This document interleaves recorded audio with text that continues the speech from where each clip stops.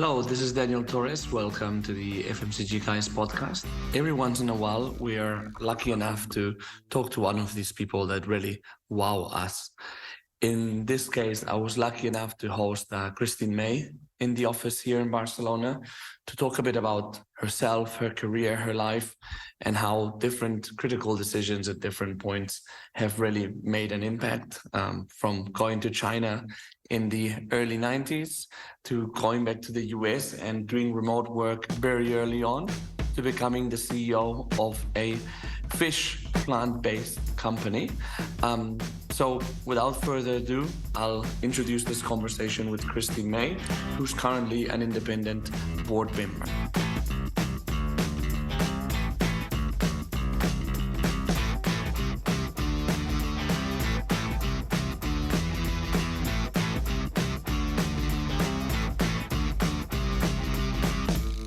And it's fun because I get to actually see you. Yeah, exactly. You know? Exactly. No, I mean, after all these conversations during the years, to be able to record a podcast is Well, I remember the first time whenever I talked to you because I was in Seoul. I was on a business trip. Really? I don't think I ever told. I don't know if I told you that, but when you called me or whenever it was that we actually. Yeah. I was actually in a hotel room in Seoul. Oh, how funny. Yeah, and I have no idea why I remember that, but I do. It happens. I remember talking to you once when I was at my beach place. Yeah, see? Yeah, I mean, yeah. I don't know why I remember that, but Yeah. So yeah, I'm recording, by the way. Oh, that's good. So it's funny because you and me have been in touch for all these years. We So it's funny to be meeting in person for the first time, and thanks for taking the leap to come on the podcast as well. I know you've been trying to get me to do this for years. And to bring you to Barcelona all the way I know. to record this. Yeah, well, it's just wonderful to be able to see you face to face. Yeah. So I'm gonna have to ask you a very typical question, Christine, to make the audience get acquainted with you. Maybe you can tell me and us a bit about yourself. Then we can go into your career and so on. And as I was telling you before, it will be interesting to hear things that I don't know about you yet, which I'm sure are few. Well, let's see. I guess I can start with I am a Texas-born Chinese American, born to immigrant parents. From China? From China. So my father is from China and my mother's from Hong Kong. And the fun story about them is my father speaks Mandarin. He doesn't speak Cantonese. My mother speaks Cantonese, doesn't speak Mandarin. Wow. So their common language is actually English, and they met in the US. And they have just a wonderful love story. They met and they were married 8 months later after they met, and they just celebrated their 60th wedding anniversary. Well, congratulations. Yeah, I mean, it's just, they're a wonderful couple and just an inspiration. But yes, I'm a child of immigrants. My father's a professor. My mother did postgraduate work as a nurse. And we ended up in Beaumont, Texas, and because he's a professor at Lamar University. And we were the first, basically, Asian family there. I didn't meet another, Asian that wasn't a relative until I went to college. Oh, funny. My co-host Efrain, I met through a common friend called Kent Leo, and he's also Chinese American, born in Tennessee. See, so we're very special. Very special. We're very special. So I did all of my formative education actually in Texas. I went to undergraduate school in Texas, University of Texas at Austin. I studied chemical engineering. Cool. And I thought I'd always wanted to become a doctor, Daniel. And so I was a chemical engineer with a biomedical engineering concentration, pre-med. Because you would do your undergrad in that to then that's right, because I know in Spain you don't do like the undergrad and then go to medical school. Yeah. You get to pick from the beginning. Yeah. Right. But at that time, I studied engineering, and in the end, I decided not to go to medical school. And so my first job out of university was as a process engineer. And I worked in a manufacturing facility for Procter & Gamble, the Folger coffee company. So you came into, like, your first job experience was Procter & Gamble. Procter & Gamble in manufacturing. Wow. And I wore steel-toed shoes, blue jeans, my brother's blue jeans, in fact. What blue jeans? Blue jeans, like Levi's 501s. Okay. You know, he had an old pair. So I just To go into the plant. To go into the plant and a hairnet, you Wow. know, and it was just a true experience, not only about learning the technicalities of making coffee, but also my first exposure to leadership and also understanding people. Yeah. You know, we're growing up with a father as a professor, and yes, we satisfied the Asian stereotype of you need to study hard and do well. And those values are still instilled in me. But one of the things that I learned, you know, that when I worked in a plant facility is that academia is not the be all end all. Yeah. There's all kinds of people that want to do different things. Yeah. And I worked with some phenomenal people who are part of our technician team, but they wanted to go fishing. They wanted to go hunting. They, you know, had something to make beef brisket, you know, a smoker, because they had a catering business on the side. So I really recognized early on, I was what, 21, 22, that people live for different reasons. Yeah. And they were very happy, you know, and that always made me realize you have to ask what people want. Yeah. Because don't make an assumption that they want what you want. Yeah, no, totally. Right? And I guess that you were, yeah, your parents were very demanding. You also went to good university. So you were not maybe necessarily exposed to these types of people who can be very happy having like a more quote unquote simple life, no? Yeah, and they were gracious, they were so friendly, they embraced me, you know, and it was just people. This is truly very basic, but people are people. Yeah, yeah, right. Yeah, yeah. And you know, even when you look at even today, you know, when you see a lot of immigrant families or people who are just trying to leave something that's not so great behind and try to start a new life, I always even told my own children, don't assume.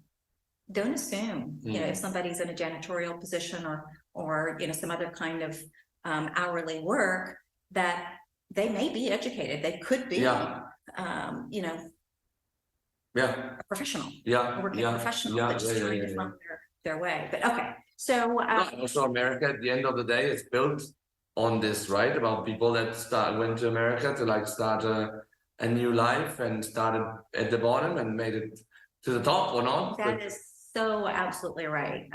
So, you know, again, that was part of that leadership experience too, is that, you know, when you lead, whether you're leading a large group or a very small group, you need to listen to your team. And you need to understand what is it that they want and what's going to benefit them, because then you're going to be able to, you know, connect with each other to get whatever needs to get done. Because when did they actually give you like leadership experience in P&G? Oh really? You know, I mean, it doesn't necessarily mean that you have line management. Okay. But you have to work with the teams. And I will actually tell you, and this is something that I've learned throughout my career, and probably the more powerful leadership lessons, is that leading through influence is far more difficult than leading with a line, because the line needs to abide by whatever direction you provide. But if you lead by influence, you know, technically they don't have to listen to you. Right? It may take longer. So you have to be able to learn. Again, it's about listening, right? It's about engaging to see how can you make this work together. Right? I mean, that's why we normally give the advice of people to combine execution roles or like local roles with like global roles. So basically line roles with like staff roles, right? That's to learn these like two sides of leadership. That's right. You know, when I was working in this plant facility, we also had the distinction of being the globe's decaffeination site.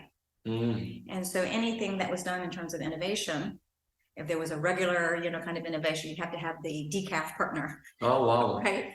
So then that innovation also had to move through this plant facility. And at that time, it was a pretty interesting time for Folgers. That was the name of the brand. It's the Folger Coffee Company. They still exist? They still exist. They've changed ownership. P&G doesn't own them anymore. But at that time, you know, they had the first invention of simply put coffee in a tea bag. right? And so that had to get out on time, but it was the first in the world to do this. Yeah, at that time. Now it's more commonplace, but this was many years ago, right? Yeah, yeah. So this was really innovating. We did other innovations, and the marketing people or the general manager was, okay, we need to get it out on this timing, you know. And of course, anytime you're starting up in innovation, there's delays, there's challenges, there's the unexpected, right? And so we would say, well, we're delayed. And of course, the business side would say, well, fix it. Yeah, and the business side was probably not in the plan. They're probably coming to you from Cincinnati. That's right. So then fix it. You know, we can't miss the launch date. We have all these other obligations, and just fix it. Yeah. And, you know, as a young process engineer, it's like, well, I'm trying, you know, but, you know, we have a whole team trying, but we can't guarantee that. That's how you started. That's how you started with people, right? So that's right. And so when I decided that I didn't know what a debit or credit was, right, I said, okay, I need to go learn. I decided to go to graduate school. And I didn't leave my role, you know, in manufacturing because I wasn't enjoying it. I left because I just wanted to learn a different part. So before I left at P&G, particularly during that era, they only did a promote from within. Oh yeah, they still practically only do that. Like I haven't kept up with that. I know one guy that joined at a band 6 level from Reckitt and is like a legend because it's one of the only people that's done that. So, and it happened like 5 years But then you have to start, you know, you have to say they may cycle you through really quickly, yeah. You know, but you still need to start and learn the basics. Oh yeah. If you go. And so I got a call and they said, well, we heard that you're leaving, you know, you don't need to. It was actually the boss that hired me, but he had moved away, you know, during the time that I was there. And I said, well, I'm not leaving because I don't enjoy it. I just want to go learn this. But we can teach you.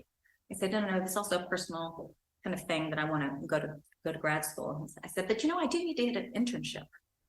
And he goes, okay. And so he was thinking I was angling for an internship working for him. He was actually the person that started up a greenfield facility, P&G's first facility for hair care in China. So he was calling me from China. Wow, in Guangzhou, I believe, right? In Guangzhou. And I said, well, I would really like to come out there, but I'd like to do marketing. I'd like to understand these creative ideas that challenge my everyday existence. I need to go understand that. And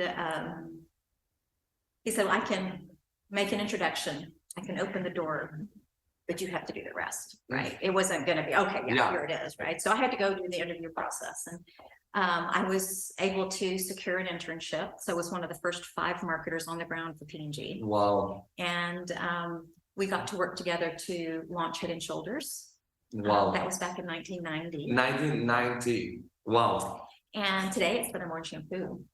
And so I will tell you, Daniel, that all of that creative and crazy idea and just kind of brainstorming, it was so much fun. Wow, and I decided, you know what? It's more fun on this side than the other side. So I stayed on the marketing side, and I actually rejoined Procter & Gamble in marketing and moved to China. To Guangzhou. Okay. I was in Guangzhou in 2012, and I showed it from 2012 to now 2023. It must have changed a lot. In 1990, I mean, first of all, probably nobody called it Guangzhou, and everybody called it Canton, right? Yeah, no, it was still Guangzhou. It was still Guangzhou at the time, but it was opening up, you know, and so I feel very, very privileged to have been kind of on the leading edge at that time, because you know, Western companies would come in and have to do JVs with the state-owned enterprises. And so again, that was a whole learning experience, right, of trying to also P&Gize some of the state-owned enterprise products, and just learning to work and navigate with our Chinese partners, because it was uncharted territory, right? And also now you're starting to bring in new talent from the local universities who are learning kind of really a new concept about profit, right? And bringing in high quality products that are available in other parts of the world, but have a much higher premium on a per unit basis versus the conventional or the local option. And so how do you have I mean, you could almost consider it at that time, it's like a luxury product, right? Because it could be anywhere from 3 times to 8 times more expensive than the local option, right? So how do you market that? How do you create a market presence? And so that was really the beginning. And we became, I like to say, okay, I became a launch queen, right? Because everything that we touched in terms of those categories, it was new. And it was just so incredible to see it grow over time. I did that for 6 years, 6, 7 years. Yeah. So you lived in China from 1990 to 1990? I did that internship in 90, and then I actually moved there in 91. But from 91 to 93, I actually lived in Hong Kong, and I commuted into Guangzhou. Ah, okay. Because at that time you had to be a certain level to live there. Oh, wow. So I was a minion, right? I was just an assistant brand manager when I started. So I had to commute. I wasn't like a marketing director. I have to say, from a lifestyle point of view, and back in that day, I'm sure that Guangzhou is a lot of fun now. Probably was a good mix, no? It's really a good mix, because Hong Kong was a lot of the whole team, it was like this family of friends, that we would take the train in on Tuesday mornings and then have to try to race through customs to see who could get out first. It became a little bit of, fun, going through. Which Hong Kong at the time, by the way, it's a long story. It's a few years ago, so it was still part of the UK, right? That's right. That's absolutely right. And so then we'd come back on Thursday nights. It's basically Tuesday, Thursday. So we lived in the hotel, and it was almost like college again, because you got to a van, we went to the office together, the van took you home. You ate your meals together. So it was a really special time. Yeah. But it was also very entrepreneurial, and that's where I think I would say that I cut my entrepreneurial teeth, because there was no standard operating procedure at the beginning. Right? Because you're trying to create, you're trying to understand, and you don't have perfect information. And the process of growing the company, at that time we had one copy machine for the whole company.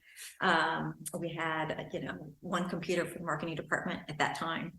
I sat on a file cabinet. What did you do without a computer? Yeah, you didn't need one really all the time, right? And I sat on a file cabinet, holding the storyboard for the agency to present, because we were kind of a startup. I love seeing your office here, you're starting up, right? And it was just, it's fun. But it's serious work. Oh yeah. But it's still, it's an adventure. Yeah. Right. And then in the late 90s, I was recruited away, and I joined Nike. So I was the regional marketing director for Greater China, Southeast Asia, New Zealand, and South Africa. And based in Hong Kong? Based in Hong Kong. And I would say that P&G gave me the best classical marketing training that there is. And it really developed what I would call maybe the left side of my marketing brain. And then going to Nike, very emotionally based, very much really looking at the authenticity of sport. And authenticity of sport is also, some of it is the confidence that's rooted in emotion. And so there's a lot of, let's call it, physical gift that's required. You're an elite athlete, but there's also the whole mental part that's really important. And you can see that really in people that do well at Nike are very social, very active. They like to socialize a lot in the office. Yeah, and it's that mental energy that keeps you focused. Right. That if you're down in a game, you don't give up. Because it's very much so. Part of that's also very mental and has to have the confidence. And so when you have to market to that, you have to market to the gut, right? So it's marketing to the emotion to provide confidence, right? And so that's the other side of it. You can't be. In some ways, you're analytical about it, but most of it is about how do you appeal to that emotion. Yeah, you're right. And it's about breaking rules. Of course, Nike is very well known, for its ability to create new roads, to break out of the box, to break rules, to be a rebel. And I think that was highly educational for me to, embrace that thinking. And so at the end of the 90s was the Asian economic crisis. And so we actually had to pare back the Asia Pacific headquarters. Wow. And so 2 of the 3 departments for the regional office, footwear and general marketing, was repatriated back to the US, so the world headquarters apparel stayed. And so I was part of the team that would be repatriated. But at the same time, I had 2 young kids, and my husband was working for the Dow Chemical Company, and we had the opportunity to also relocate with Dow back to Michigan. Wow, out of all places. That's right. So we actually made the family decision to move back to Michigan. Yeah. Because, I had been traveling quite a bit, and Daniel, we've talked about this, the challenges of working moms, and we can talk about, some of those challenges, but, I was feeling mommy guilt, quite honestly. And, I wanted to be able to stay home and spend time with these 2 young toddlers. And so I said, I'm going to take some time. And I was able to do that. For how long did you For 4 months. Okay. That's not really, that's just a long, it's like a maternity. The intention was, very open-ended, but, I've had so many great mentors along the way that have been quite influential about really kind of addressing work-life balance way before the time that people are actually talking about it. Yeah. And I had this one senior leader, a woman, at Dow, and she was actually on the executive committee. And we had a social coffee, and she asked me, so how long are you going to do this? When are you going to go back to work? And I said, I need to have this time. And she said, well, what would it take? What are you looking for? And I said, I want flexibility. I want to be able to drop the kids off. I want to be able to pick them up. I want to be able to run around, with them in the afternoon. If I were working, I wouldn't be able to do that. Or if I left early, you get the look. Why are you leaving, so early? Yeah. And actually, she said, I think that we can try to work that out.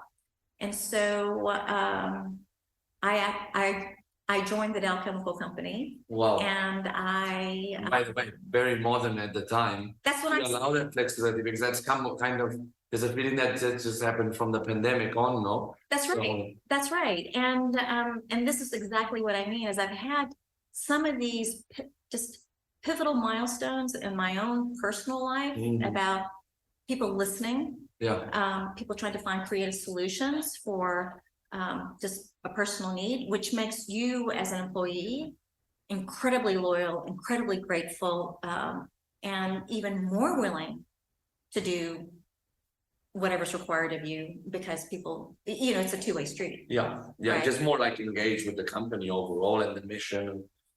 That's right. And so I joined basically what they called it the Growth Center, but it's basically their strategic think tank. Right. And so I had a special project with them. Dial forward a little bit. I had a 3rd child, and on maternity leave, I was approached by a .com in Los Angeles, and we moved. Wow. So I took that role, and then this was in 2000. And what happened with .coms around that time? That's exactly right, Daniel. And guess what happened? I got to experience not only working in a .com, then I got to experience the burst. Yeah. So, I had just had the Asian economic crisis a few years earlier. Now I've got the bubble bursting. So again, another experience, right? Headwinds, they're miserable to work through, but you have to extract learnings from those experiences, right?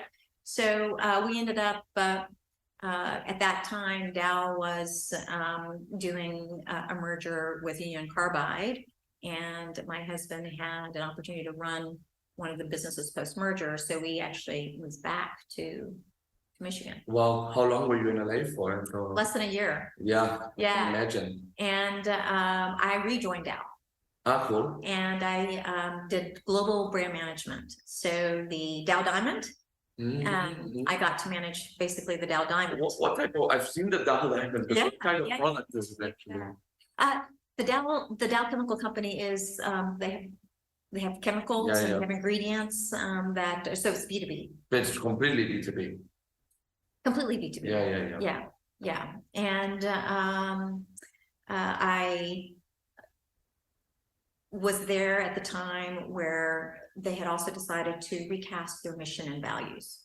Very interesting. And so because I was managing the Dow Diamond, this also fell within my scope of work. And I had the opportunity to work directly with the CEO and his corporate operating board, 16 of them. And of course, when you're in that environment, everybody agrees on everything. No, I don't think so.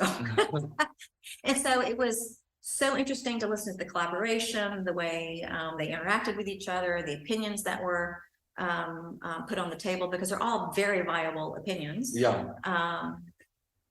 But in the end, if you're going to recast your mission and your values, you have to have full alignment, right? And so once you get the full alignment, it's not that you can just throw it up on your website and just write a letter to the employees. You have to go out and you have to be very visible as a senior leader to be able to kind of introduce the mission and the values, and you have to be able to talk about it with passion, with conviction, with purpose. Plus, plus they have to be relevant to like the employees' day-to-day. That's right. And that's, I think, a bit the challenge with these companies when they come out with these things of like, okay, that's great that we want to. Sometimes they try to be too aspirational and they forget to like listen to like the lower side of the pyramid, which is the big majority of the company. What type of behaviors, attitudes, personalities do people have? Right? Because if it doesn't mean anything for me, then it's just words. Right? Because if a company, for example, is like super process oriented, and you have to like, if you're like a senior manager and you need like 10 approvals to do something, but then the company comes out saying, "Oh yeah, we're a super entrepreneurial company." Incoherent, right? Right. So right. And you know, for a company that's generations old, you also just can't flip a switch and say, okay, this is the new one, you know, go forth. So I also learned about the process of communication. Who has to say it? When do they need to say it? How do they say it? And where do they say it? Right. And I have to hand it to, you know, that senior leadership, the CEO and the senior leadership team, because they had to travel and impart the message, right? And so this was town halls, you know, nobody is Zooming then at that time to be big WebEx or anything. You can practically not connect even by phone. So, you know, this is a lot of physical traveling around the world, a lot of face-to-face, a lot of smaller, you know, workshops and things like that. But, you know, it stood the test of time. Wow. Right. And so really proud of the work, really proud of the commitment that the company made. To do that. But during this time, you know, on a personal note, you know, my husband decided to become an entrepreneur. And, you know, so he moved to Asia. Wow. And I stayed with the kids and stayed with Dow, but then I moved to Houston. And in fact, here's the second, I guess, pivotal moment on work-life balance. You know, when I realized that I needed to move to Houston because it had, or back to Texas because it had more of a family support system, I tendered my resignation to Dow. Why? And now I have another. Without the role. Because I have to move. So my role is in Michigan, right? And you're moving to Houston, right? And you're not going to commute every day, right? So of course, now at this point, I have a different boss. So I tendered my resignation, and he rejected it. And he said, "You're moving to the second largest location that we have in the world. You know, you don't need to leave." I said, "But my job is a corporate job." And he said, "We'll get you an office down there, and let's try to keep going." And again, this is before all this hybrid, all of this, you know, remote kind of stuff was happening. And so this is very progress forward thinking. Yeah, no kidding. Right? And so I said, you know what, let me save the company some overhead. Why don't I just do it for my house? And let's, you know, because I can keep the team, I can keep, you know, my system up in and the support that I have in Michigan, and I can fly up when I need to. But I'm not going to hold you to something that's never been tried before. Yeah. So why don't we try it for 3? Let's just check in every quarter. Okay. Right, and to see. I did it for 2 years. Wow. Yeah. And that was year what, 2004? That was in 2002. Wow, which I don't even know if Skype existed back then. No, not really. No, right? See, so again, this is what I mean by there was a commitment to listen to. We value you, and I felt so valued. Yeah. And I felt so heard. I felt so supported. And in return, you know, they had 110% of my work dedication, right? But then there got to be a point. There's a new CEO that was coming into office, and they needed me to go back because, again, it's a corporate job, and the new CEO needs that role up in Michigan. And which, by the way, is being senior is a great thing, and one of the things that you have is that you're very close to CEO, and the CEO changes, then your job is more in danger, right? Well, not necessarily in danger, but you have to respect the fact that when somebody's needing to, they need those roles close to them because they're trying to establish now an operating model or, you know, whatever it is. And I said, I can't move back. Now, I will tell you that the new CEO, I also knew because he was the one that put me in the role in the first place, you know, as a mentor, right? And but everybody understood, you know, again, for me, it was families first. Now I have 3 children, right? And I need to be where I can be productive. Yeah. So I ended up leaving Dow, and I eventually joined the Coca-Cola company, and it was the Minute Maid business. Well, actually, the first role that I had with the Coca-Cola company was actually I guess what you call a little startup that was inside of Coke. It was a fully owned subsidiary called the Beverage Institute for Health and Wellness. Oh, very interesting. So I led strategy for them, and it was all about trying to find functional ingredients that would deliver some type of health benefit for a beverage at some point in the future. Yeah. Right. I mean, it takes a long time. We looked at berries in the Amazon. We did some of the early work on stevia. Wow. The future is. I was going to say the future is now. It's like 10 years ago.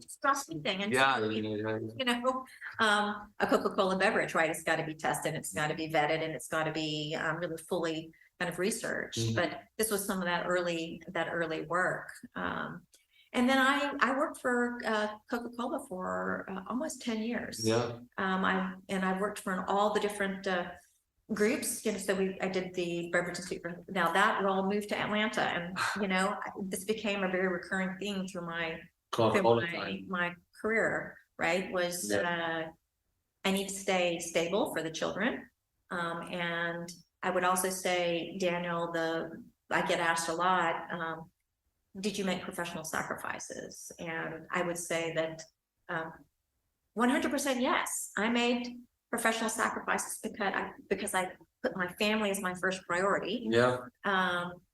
And could I have moved faster? You know, accelerated my career? Yes. Do I regret? Absolutely not. You know, absolutely not. Did it make it tricky or challenging, or did you have those moments like, what am I doing? Yes. Or like, I'm missing this train kind of thing. Yes, I think that's happening a lot of times. Absolutely, it happened. But you know, in my mind, and this does not work for everyone. Yeah. Right. I mean, but this is what worked for me. Yeah. Because you have to do what's right for you. Yeah. Right. And it was very clear. But again, you know, Coca-Cola was also very good to me because they said, we can ask you the same question at different points in your career, and you may give us a different answer. So we're going to ask you anyway. Yeah. Right. But all that time, I was in Coke, based in Houston for almost 10 years. But every 12 to 18 months, I would be asked, can you move? I said, no, I can't move. I was like, well, okay. But that also impacted what type of roles I could be in. Oh, yeah. Right. So you always did like local US roles, I believe, right? Yes, during that time, but they were not always Houston based. So I did strategy for Minute Maid. And then I did field marketing for the central part of the United States for our Glasso business unit. So which is Vitamin Water, Smart Water, NOS, Full Throttle, Powerade. And then what did I do? I went into customer marketing. So I led the shopper marketing team for our Walmart account in Bentonville. So I commuted.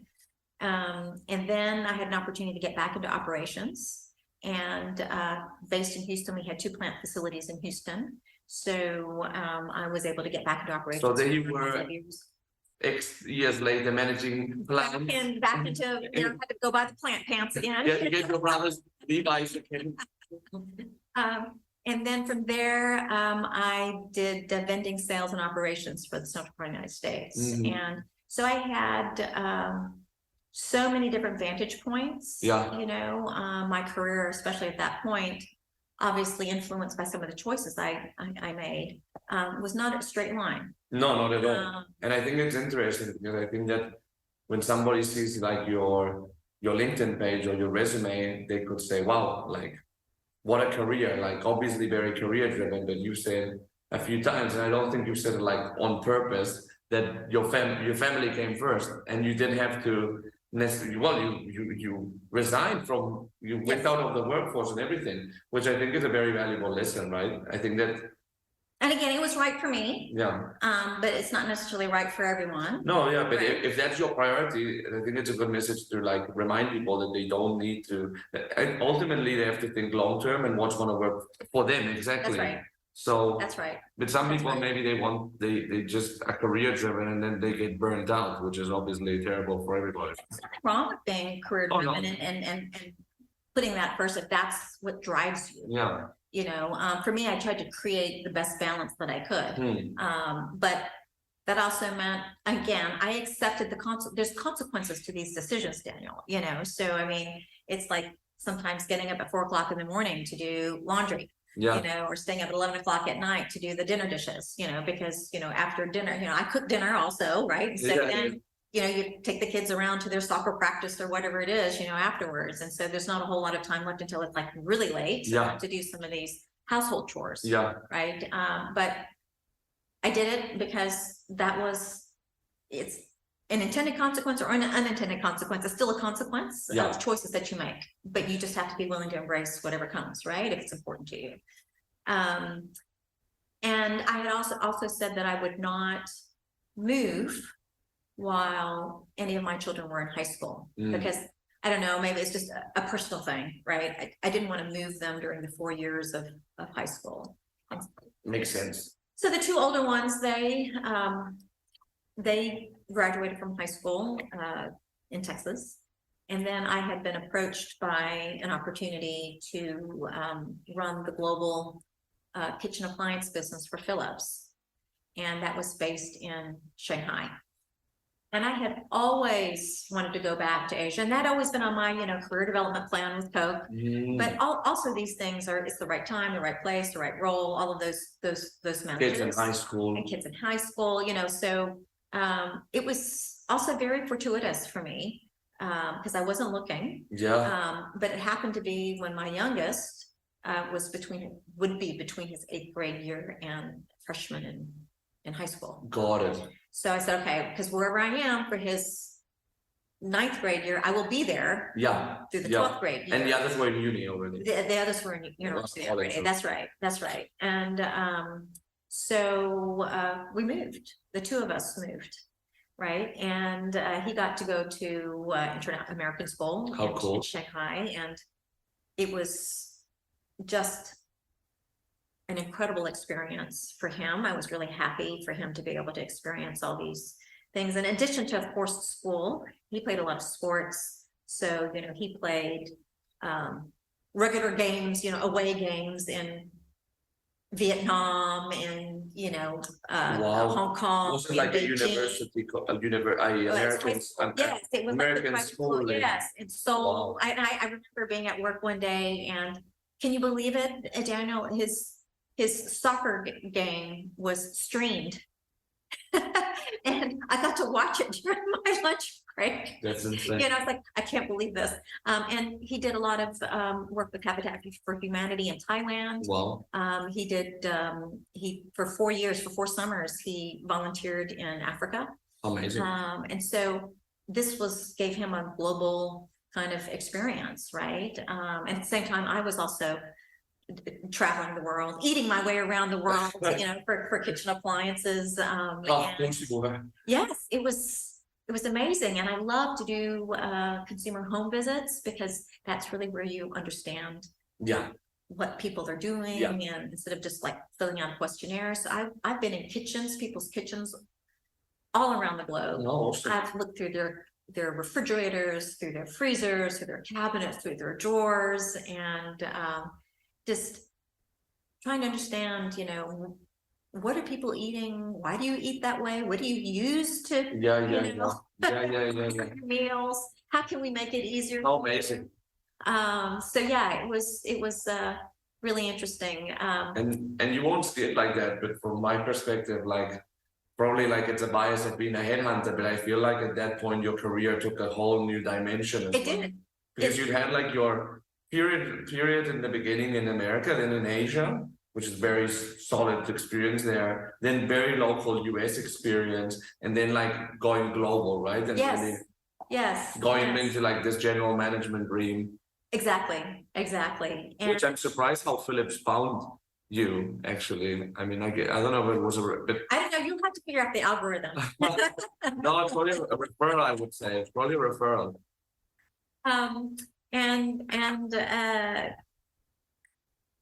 During that time, there were some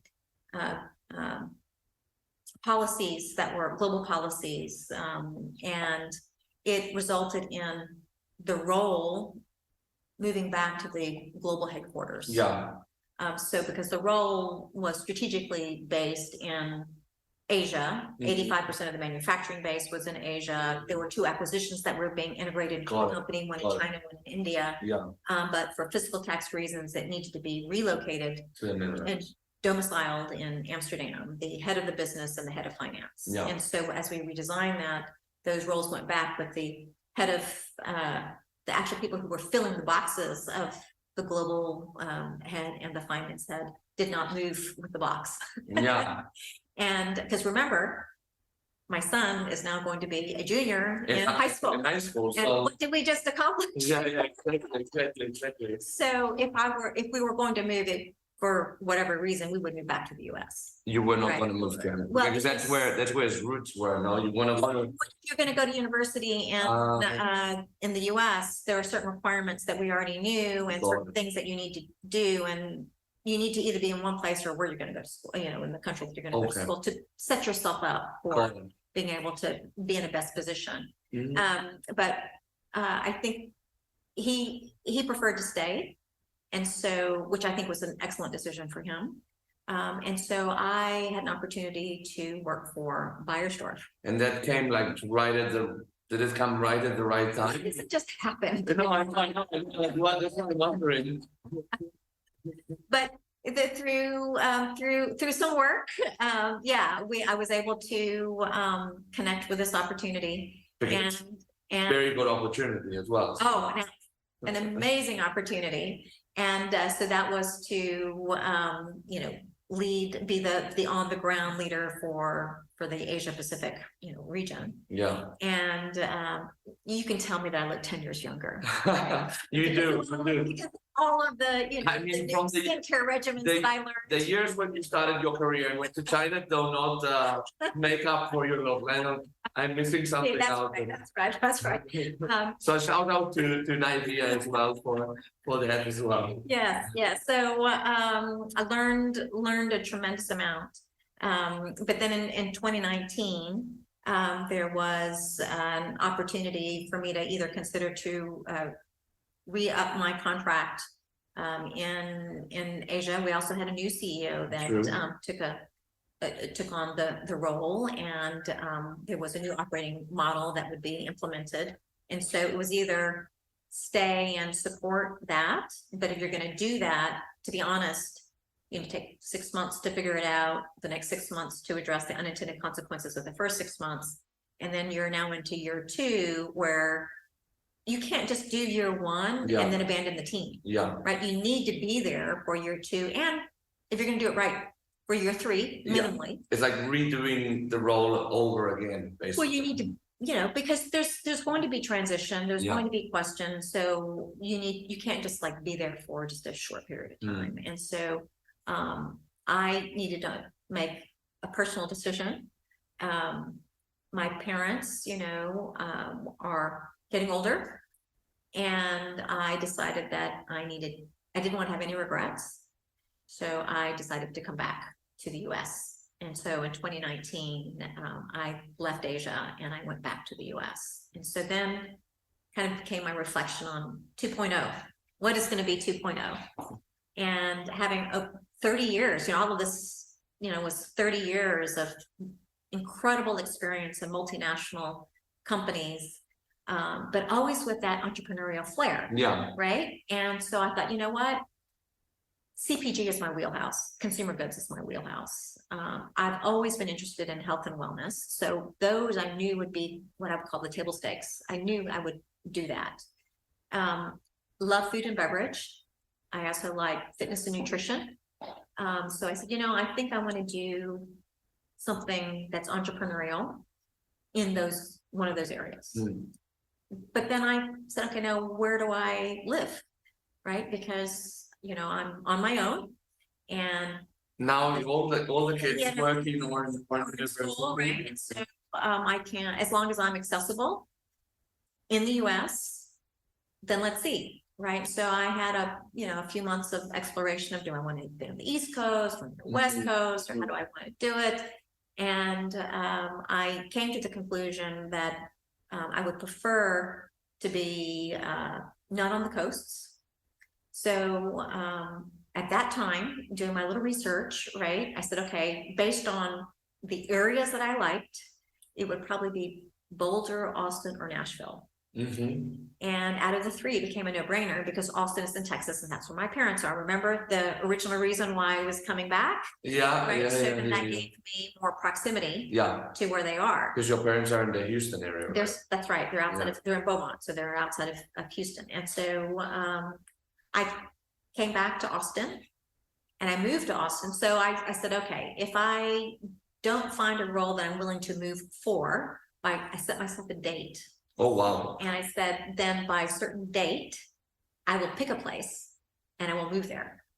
And that's what I did. I had picked Austin, so I had picked October of 2019 that I will move if I don't find something that I'm going to go move for. So I moved October 1st, 2019. Wow. I was in Austin. I did not have any professional network in Austin, but I picked it. And yeah, so I remember you got quite involved, right? That's right. That's right. And so I said, okay, now let's go dive in. And I met some incredible folks from a CPG accelerator. And the name of it is SKU. SKU. Okay, and you can send it to me later and I'll put it on the show notes. Oh, absolutely. I'm happy to do it. And what they've been around for a while, and they are an accelerator that helps and educates, like a 12-week program, right? They run different tracks for founders, right? And they're all in the better for you CPG space. Oh, okay. Right. So this is Austin. This is just very, you know, Austin. It's a nascent emerging category now, trying to create this ecosystem there in a community. Yeah. So I became a mentor and an investor. Wow. And coming out of that first track, I've done a few tracks. I recognize that I am not a founder. Right. I love to work with the founders, but I'm not creative enough to go be a founder myself, but I'm a scaler. Yeah. So I can be the partner to the founder who's ready to scale, and then I can help scale, right? Because it's a different DNA when you're creating something and you're getting it out into the market very, very early, pre-revenue, or just very early stage, to when you're actually, got enough scale or ready to when to you have like scale. more levers to move and That's be more right. strategic. That's right. So then they can still remain that creative powerhouse. And then they need someone who can be more operational. Yeah. Right. And so through this network, I actually had an opportunity to meet the founders of Gathered Foods. Daniel, I'm just telling you, courageous visionaries. And Gathered Foods has a consumer brand called Good Catch. And Good Catch is just this, it's an innovative 100% plant-based seafood. Yeah. And it's based on delivering taste because, vegan alternatives to the conventional meats haven't had this, culinary experience that's well known in the past, right? Yeah. It's changed now. But so taste is very, very important.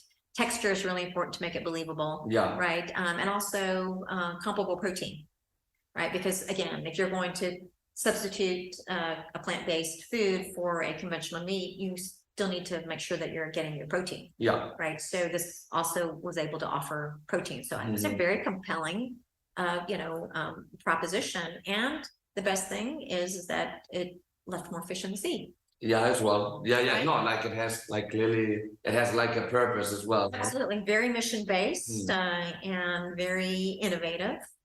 So I took on the CEO role of Gathered Foods. And this was during the pandemic. Yeah, true. And it had all kinds of learning experiences, but we were able to create presence in retail and then ultimately food service. And then we had presence in the US, Canada, the UK, parts of Europe, and we actually did a test market in Singapore. Wow. And so hugely impressed and just actually grateful for the team to have been able to do this during a pandemic. It's pretty remarkable. Well, you're used to working remotely as well already. We were very lucky to have you, I think, probably. It was just a great, ability to see an idea, then be part of this, this penetration, this expansion. And then last year, we began a fundraise, and it became very evident, particularly with the full value chain that we had, because we had an R&D facility in Canada, we had a brand new greenfield plant facility in Ohio, and then of course we had Good Catch. And I think that we had investors that were interested in different parts of the business, but not necessarily one that was wanting the whole business. And so we made, I think, a smart decision to restructure. And so Good Catch was acquired by a sister company, and the technical side of the business, so the R&D and the manufacturing groups are still there and really focus more on contract manufacturing. Interesting. Right. And so in the fall of last year, I stepped away from the business, and I'm doing some board and advisory work now. So yeah.